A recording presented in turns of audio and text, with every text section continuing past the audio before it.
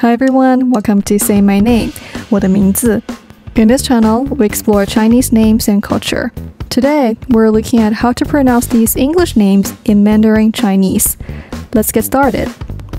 First one is David. In Chinese, David is pronounced as 大卫. So, why 大卫? When English names are adapted into Chinese, the focus is usually on matching the sound as closely as possible when using existing Chinese characters. For 大卫, we get 大, the first character, meaning big or great, and 卫, meaning to guard or to protect. So 大卫 doesn't just sound like David, it also ends up having a cool meaning, like great protector. And next up is Daniel. In Chinese, Daniel becomes 丹尼尔. Here's how it breaks down. Dan, the first character, means a deep red color. Ni, the second character, doesn't really mean anything. It is often just used for its sound.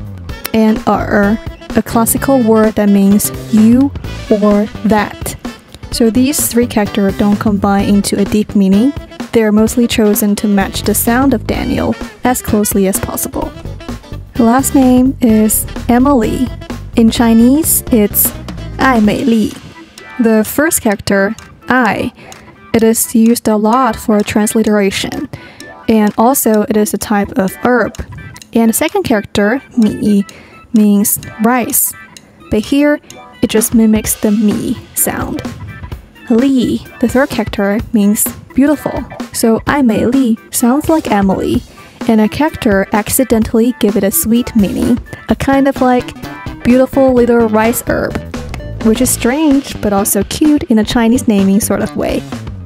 And that's it for today. If you want to hear your name in Chinese, drop it in the comments and I might make a video in the future. Don't forget to like and subscribe. See you next time. 再见.